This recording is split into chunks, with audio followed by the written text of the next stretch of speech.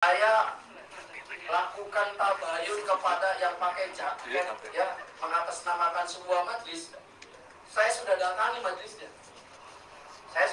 majlisnya. Bahwa beliau yaitu Kiai Muhyiddin Hasbi atau kita kenal dengan Kiai Sebret. Beliau menyampaikan dan mengakui bahwa salah satu yang pakai jaket itu jamaahnya, tapi sudah tidak aktif pengakuan beliau. Ya. Bahkan hari berikutnya salah satu ya, dari ex MPI tersebut datang ke rumah saya. Atau kamu udah berani, Pak? Capek saya, Pak. Kapan harus saya? Sakit. Injek-injek. Bukan maling. Bukan maling. Saya kan ditonjok. Dipukul. Negara apa ini? Sakit ada perintah terhadap kami. Taat patuh hukum pada aturan yang ada di Republik Indonesia. Astagfirullahaladzim. Polisi sudah mengidentifikasi pelaku persekusi rombongan Kiai NU Cikarang di Karawang. Berita ini diliput oleh iNews Jabar pada hari Senin tanggal 12 Agustus 2024. Sekarang hari Rabu. Jadi hari Senin itu polisi sudah menyatakan bahwa pihak kepolisian sudah mengidentifikasi pelakunya. Namun pertanyaannya, kenapa sampai sekarang belum ditetapkan sebagai tersangka atau belum dilakukan proses yang lebih jauh lagi? Dan kalau kita hitung dari mulai pelaporan hingga sekarang, ini sudah 3 kali 24 jam. Sementara menurut Ketua PCNU Karawang, beliau menyatakan bahwa akan menunggu sampai 3 kali 24 jam. Jika dalam waktu 3 kali 24 jam dari pelaporan tersebut tidak ada tindakan yang jelas dari aparat penegak hukum, maka pihak Banser akan melakukan cara-cara yang lainnya. Namun alangkah baiknya kita baca dulu berita yang diliput oleh iNews Jabar ya. Polres Karawang sudah mengidentifikasi pelaku persekusi terhadap rombongan Kiai NU asal Cikarang, Jawa Barat, hingga 1 orang anggota Banser mengalami luka-luka. Korban bernama Au Ulumuddin dianiaya para pelaku dan 2 unit mobil mengalami pecah kaca akibat serangan brutal pada hari Sabtu tanggal 10 bulan 8 2024 malam tersebut. Kasat Reskrim Polres Karawang AKP M. Nazal Fawaz mengatakan baru 1 orang pelaku berhasil diidentifikasi dan sedang dalam pengejaran. Terkait peran pelaku lainnya masih didalami untuk memastikan bukti-bukti dan identitas pelakunya. Kami masih mendalami peran pelaku lainnya yang terlibat dalam penganiayaan itu. Dan logikanya kalau sudah diidentifikasi, kemudian sudah dikejar, kenapa kok sampai lama banget? Sampai 3 kali 24 jam belum ada keterangan. Padahal beredar di video-video atau di media sosial atau di YouTube, wajah-wajah pelaku ini sudah gamblang, sudah kelihatan banget. Sebenarnya kalau pihak kepolisian itu bertindak secara serius, untuk menangkap pelaku ini bukanlah sesuatu hal yang sulit ya. Karena di era digital ini semua itu serba sangat mudah untuk diketahui, serba sangat mudah untuk dilacak. Dan kita lihat juga bahwa sekarang para anggota Banser di Cikarang melakukan semacam aksi karena ini sudah melewati masa 3 kali 24 jam ya. Dan ini videonya ya, kita lihat bersama.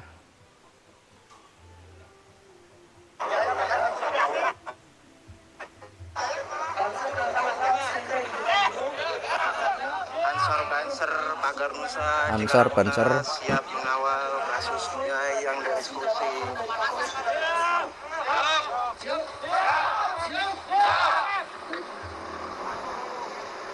Ayo. Salli ala Sayyidina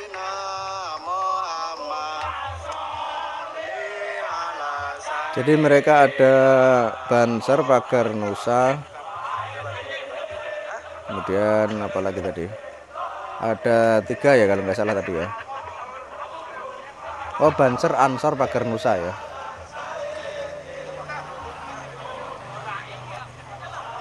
Ya karena udah 3 kali 24 jam tidak ada keterangan, tidak ada langkah yang real yang dilakukan oleh pihak kepolisian, dan wajar teman-teman dari Banser, Pagar Nusa atau dari Ansor itu melakukan tindakan seperti ini.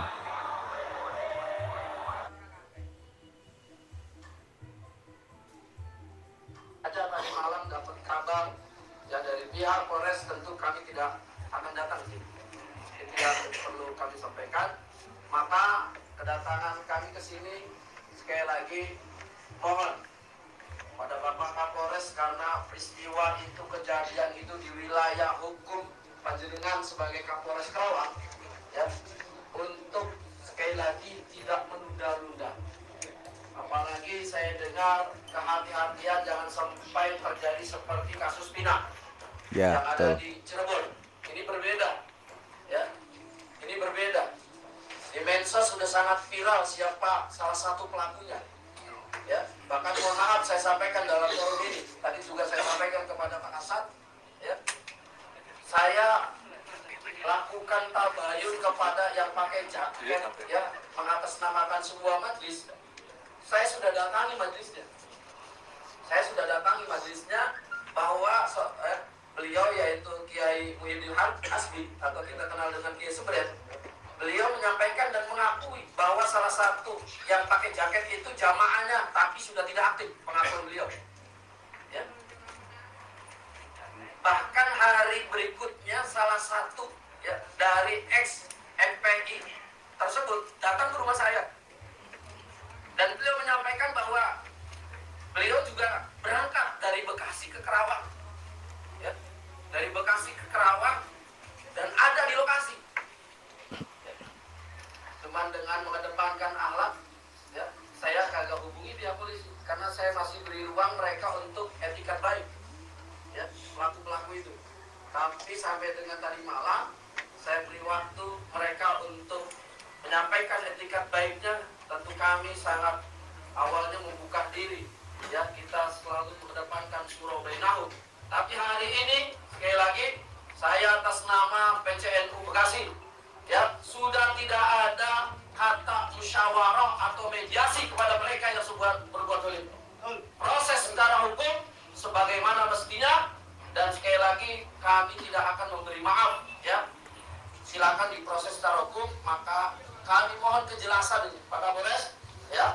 Kami mohon kejelasan kalau perlu hari ini sudah ada penangkapan dari pelaku-pelaku itu. Kalau tidak, mohon maaf, kami akan bawa ya kasus ini ke Polda Jabar. Siap.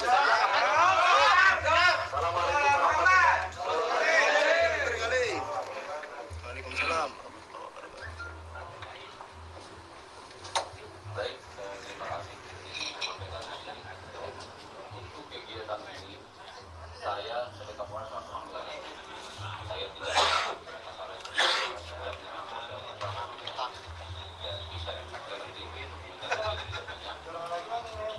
di sini saya sampaikan yang disampaikan beliau tadi, kehati-hatian kita itu penting. Bukan berarti dengan hati kita komunikasi apa-apa. Jadi sebenarnya ini kurang bagus kalau sampai sini, karena kalau kami sampaikan ini malah bisa bocor ke sana dan bisa bocor ke sana. Nanti kalau masalah teknis kita bisa apa yang kami lakukan.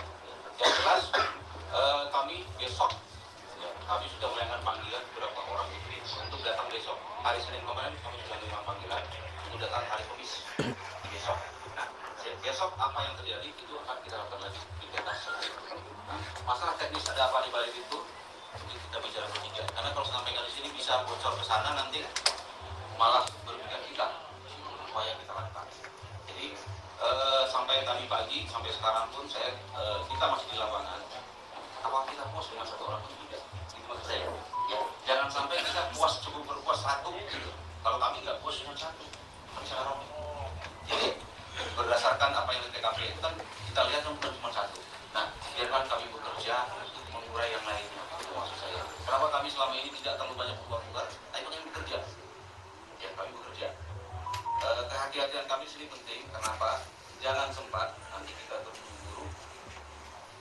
sia-sia di belakang dalam arti pasti ada perlawanan. Yakin kan pasti ada perlawanan? Tentunya mereka tidak akan mengerti, pasti ada perlawanan. Secara hukum maksud saya ya, kalau secara hukum, nah ini yang kita antisipasi. Makanya perlu prinsip hati-hati supaya kita tidak sia-sia. Kalau dibilang mungkin yang saya katakan agak mungkin anggota saya mungkin lebih gimana ya, kemarin itu ada satu orang yang itu media sampai kenapa kita nggak tangkap kemarin? Sama. Kenapa nggak tangkap kemarin? Kita siap tangkap terus. Masa sampai jatuh? Ada jangan sempat kalian nanti di belakang ada perlawanan. Kita sibuk ngurusin itu, bukan ngurusin perkara ini, jadi terpecah konsentrasinya. Itu yang saya sampaikan pada anggota saya. Jadi anggota saya itu lebih emosi karena dia bersentuhan langsung anggota saya. Jadi dia tuh greget anggota saya ini. Kenapa sih kita nggak bisa? Gitu. Anggota saya greget Pak. Jadi mungkin kalau dibilang emosional, anggota saya mungkin lebih emosional, cuma seredam gitu. Lebih emosional anggota saya. Karena pengen, kenapa sih kok lama sekali? Gitu. Tapi kita mencoba redam, jangan sampai upaya kita sia-sia. Itu yang saya. Nanti Mas Ratih sampaikan, kalau saya sampaikan, khawatirnya saya nanti sampai ke pihak sana malah melemahkan posisi saya yang konstruksi yang sudah saya bangun. Ya itu maksud saya. Insya Allah kita tidak diam kok. Saya katakan sekali lagi, saya turun langsung pagi siang malam saya tak pakai dinas. Ya hari kemarin terakhir saya pakai dinas.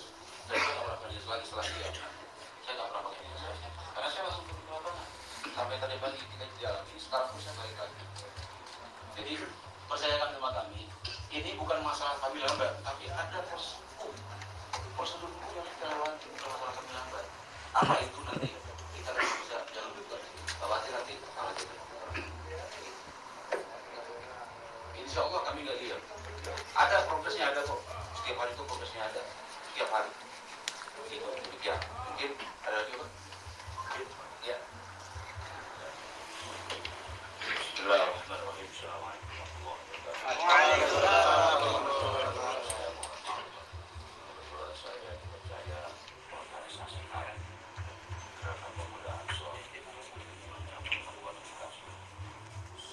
selaku kepala satuan merasa sakit hati.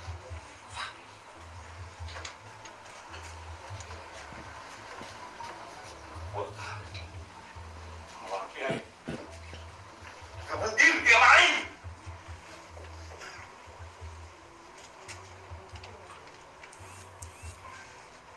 Allah masih nyelamatin anak buah saya, Pak. Pakai baju. Perlu diingat, Pak. Kami santri, Pak. Mas saya kami santri, Pak. PKI mati sama kami, Pak. Apa mau terjadi seperti itu lagi? Kami yang ambil, Pak. Bukan ditembak, Pak. Digorong. Digorong. Jangan anggap kami nggak berani, Pak. Capek saya, Pak. Ini kapan harus sakit saya? Sakit. Injek-injek. Bukan maling. Bukan maling. Saya ditonjok. Dipukul. Negara apa ini? Sakit ada perintah apa terhadap kami. Taat patuh hukum pada aturan yang ada di Republik Indonesia. Astagfirullahaladzim.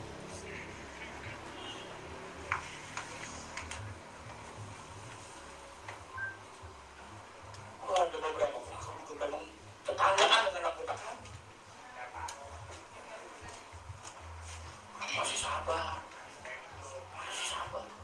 Tapi sampai kapan tangan saya, mulut saya masih bisa menahan anak buah saya, Pak. Anggota saya, gak kuat saya, Pak. Gak kuat. Saya masih bertanggung jawab dengan tidak mematikan handphone saya. Masih saya jawab satu persatu.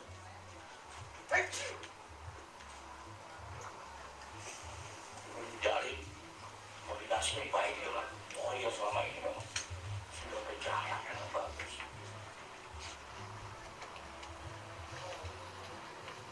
Berharap saya pulang dari sini sudah ada jawaban. Nama-nama tersangka sudah ada. Bahkan laporan juga memang dari salah satu yang mengeroyokkan memang sudah ada laporan polisi. Jelas.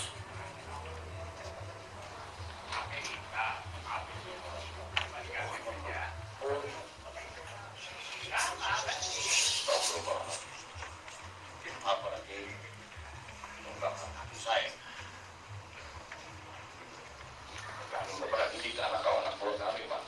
kami buat-buatan artis nggak pernah. Patuh terhadap para pimpinan. Karena kami organisasi yang terkoordinir. Bukan organisasi gerombolan. Jelas.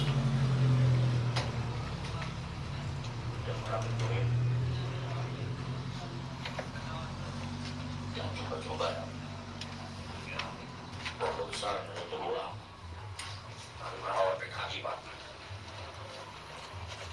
Ini lagi cuma sekumpulan kecil. Mengatasnamakan agama. Apapun itu. Injak-injak anggota kami pakai kain sarung. Masya Allah. Ada akhlak mati semua. Untuk Sekretaris Pak Kiai, mohon maaf. Ungkapan sakit hati saya. Kalau sekretaris kami dari kesehatan mau tidak kami maafkan, saya tetap saya maafkan, Pak. Tapi tidak kami lupakan. Jadi jangan bawa kasus di Polres sampai pengadilan kami akan kawal. Kawan, siap. Salam. Kami tidak bisa melawan, sangat-sangat bisa, sangat-sangat bisa.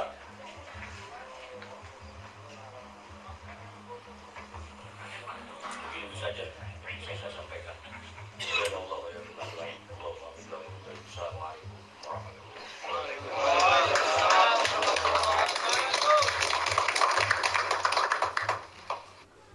Jadi itu ya. Jadi sekarang tinggal bagaimana aparat penegak hukum menyikapi kasus ini. Jangan sampai hal seperti ini dibiarkan berlarut-larut. Kalau tidak, nanti persoalan bisa menjadi lebih besar lagi, lebih berbahaya lagi. Harusnya para penegak hukum bersikap tegas. Kalau sudah ketahuan pelakunya, langsung tangkap saja, kemudian terapkan hukum yang harus diberlakukan kepada pelaku tersebut.